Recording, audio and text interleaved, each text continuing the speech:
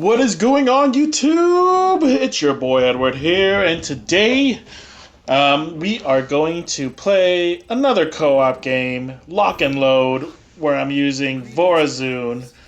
And today, welcome to my first ever brutal difficulty gameplay. Well, I wouldn't say my first ever. First on YouTube and first successful one because I lost a lot before this. Well, maybe not a lot, okay, but I lost a good amount. And frankly, when I did lose, it wasn't like necessarily I wasn't good enough or this sounds a little arrogant, but I frankly think it was my partner. But I have those videos and I'm debating if I want to show those and see what people's opinions are, but whatever. It's not a big deal. It's water under the bridge. So, anyways, we are playing Lock and Load, brutal difficulty, and honestly, it wasn't really that hard. I'm not trying to sound like I'm really good or anything, but I kind of psyched up brutal difficulty in my head to be like this impossible, unachievable goal for me because I don't think I'm that good. But in the end of the day, arguably, obviously, with the help of my partner, we did a pretty good job.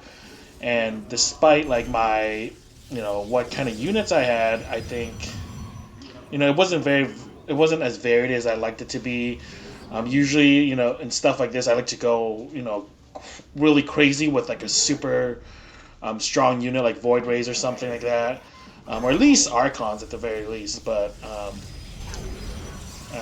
But yeah, instead I just went with I think Stalkers, DTs, what's that called? Corsairs, and a few Archons whenever I had the chance of making one, and that was essentially all I had or all I did. But yeah, so and we ended up winning the day. I feel like one thing I've been a lot better at recently is just getting those advanced buildings up. Getting those upgrades for just blinking and the rush for all the zealots or the centurions I should say, and just getting also even just weapon upgrades, weapon and armor and shield. Before I didn't really have to worry about it. Now it's always on my mind, and I feel like with Vorazun it's so much easier to get resources because you free up, or you don't have to build 6 extra probes to get your gas, which is arguably one of the best things ever. So that stuff really helps. And then I'm just been using also the Spear of Adun things left and right because arguably just because I feel like it's if you don't use it, you you're a lot less likely to win essentially. But yeah, I feel like I've just been when I play brutal, I feel like I'm on a new level, as if I'm on a new heightened sense of ability that I didn't realize I could do. As weird as that sounds, but yeah, and this because arguably this is one of my best gameplays ever. I feel I'm already it's only 5 minutes in, less than 5 minutes in. And I'm already on my second Nexus. Usually it takes me at least 8 minutes, I want to say.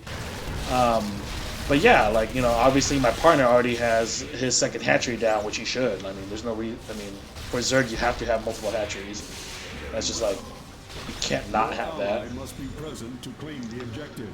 But yeah, in this first lock, I'm not sure if he got the wrong idea because I only sent out my my Shadow Guards just because they have a lifespan, or they have a time.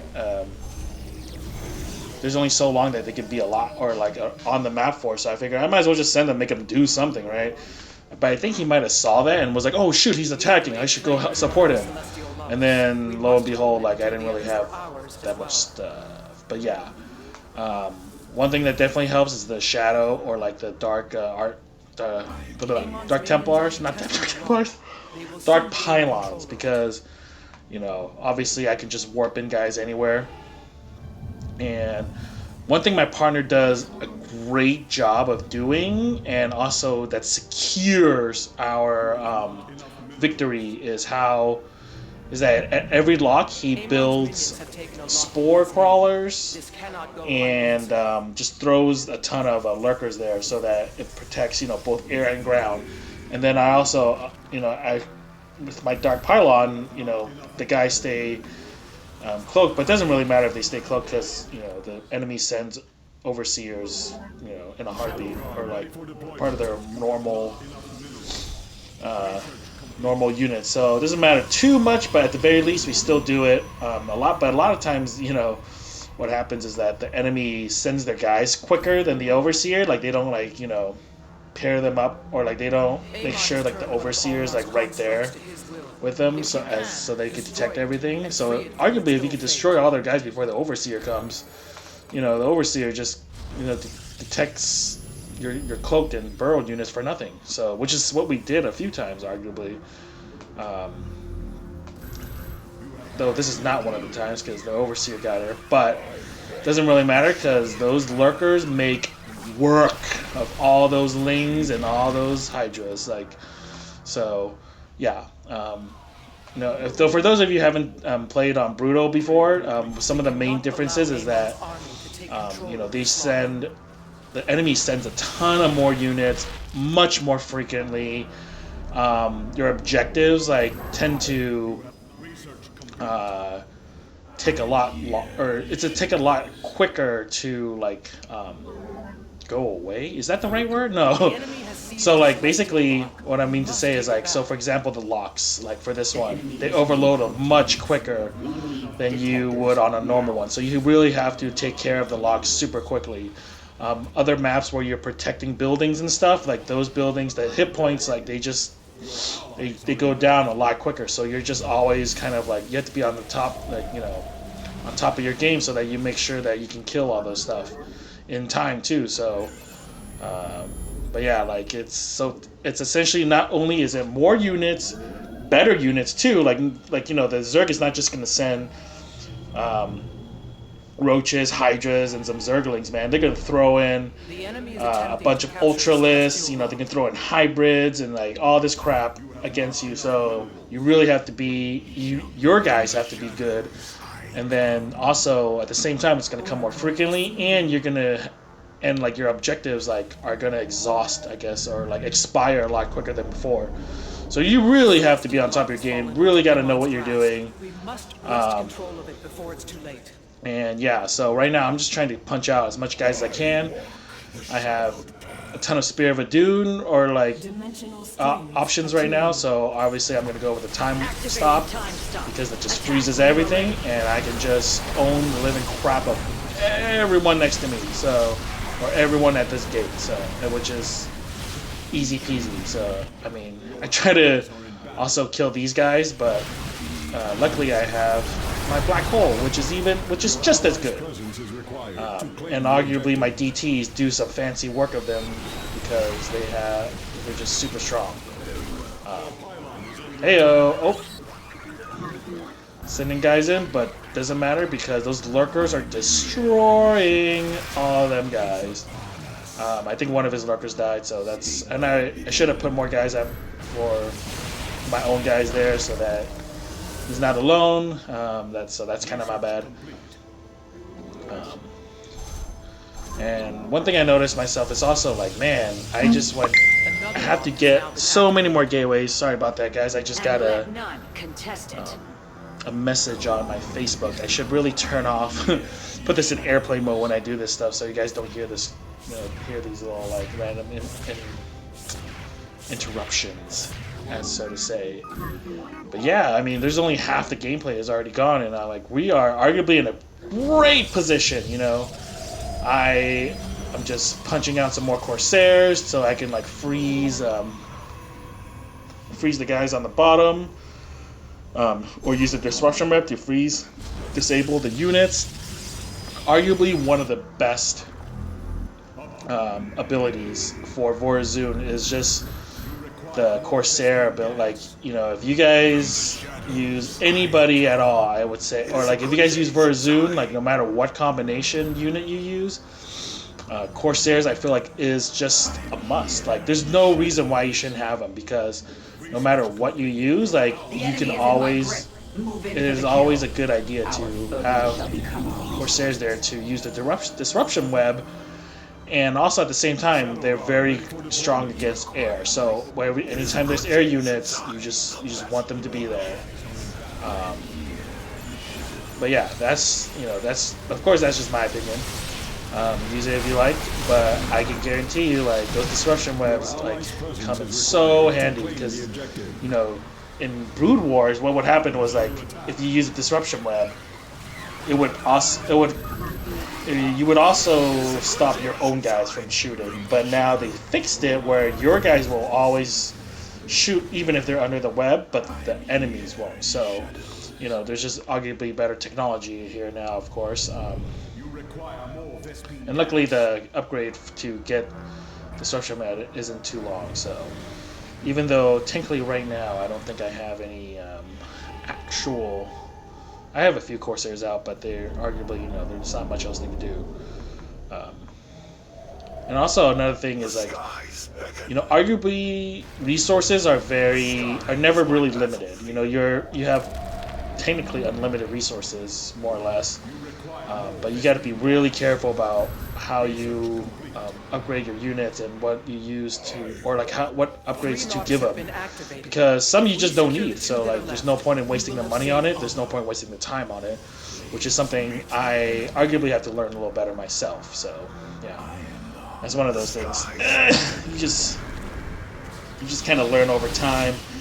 Because, like, when you go with certain builds, you just go with certain upgrades because you don't need to.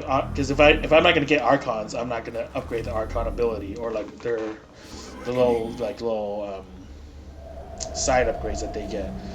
But since I'm going for Corsairs, I obviously need to upgrade not just their weapons, but more energy, the disruption web naturally. So just stuff like that. It is a good day, Shutsai. Is Lane... The one thing I'll say about my partner is that he did not get any kind of... I don't think he has overseers at all.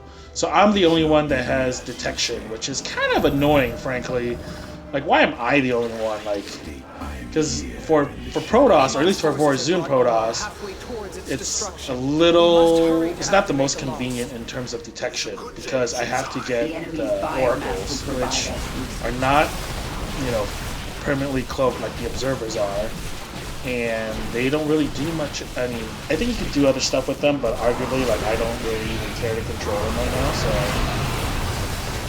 so all I really do care about is just killing stuff and using and making sure that they detect. But it gets annoying. It is a little annoying that my partner does not use it, or like doesn't use them. It doesn't get overseers, and I'm the one that has to supply the frickin' detection. They get killed all the time. Oh, like right now. I just lost the frickin' Oracle. Friggin' A. I have to build 2 more. Just cause. Your ally must be present to claim the objective.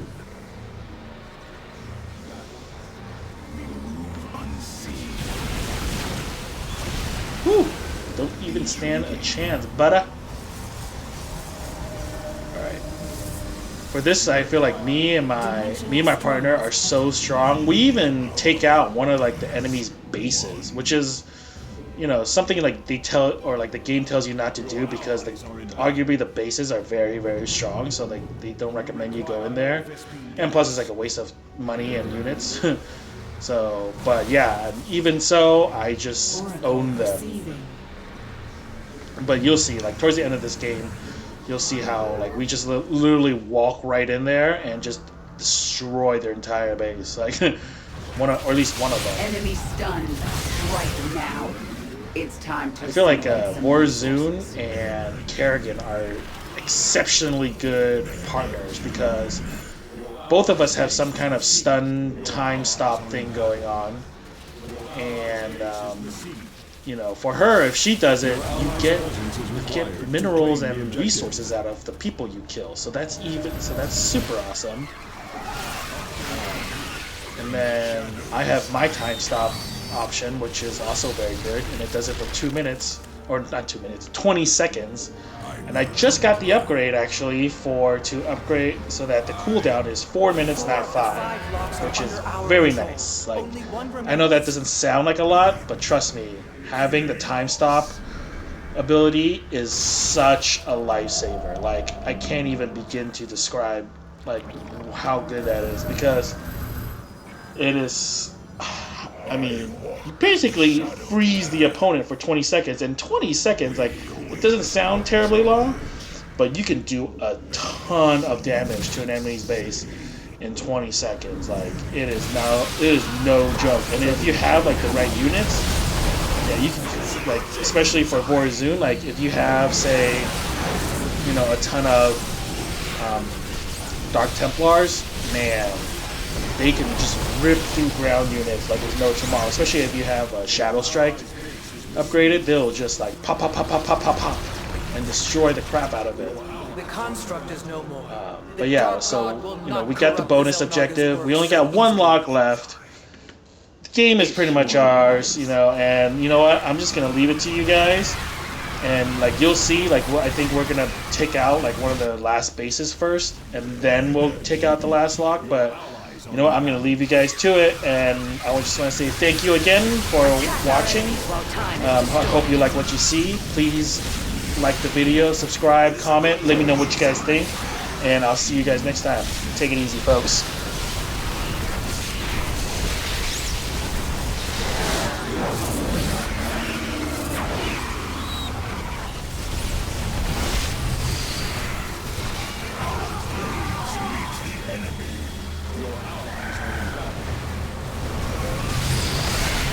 It is a good day, Shutsai.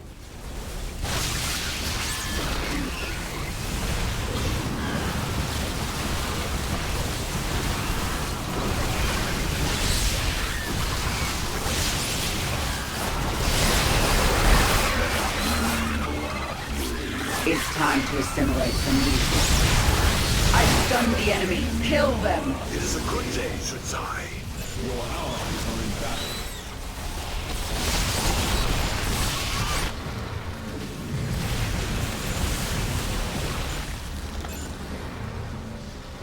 Your ally must be present to claim the objective.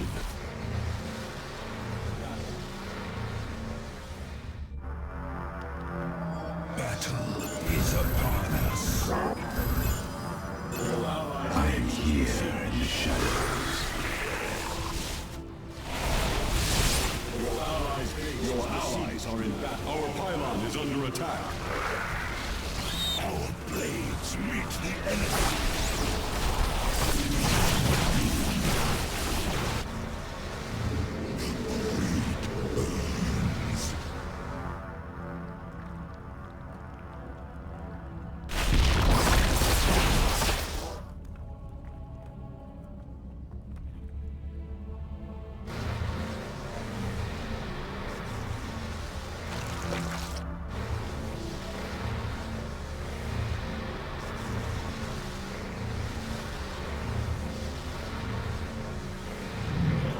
We have secured another lock. Continue, and we will succeed in thwarting Amon's plan.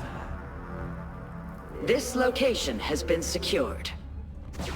All 5 celestial locks have been activated. Amon will be unable to bypass them again. Well done, commanders. Ulnar is saved.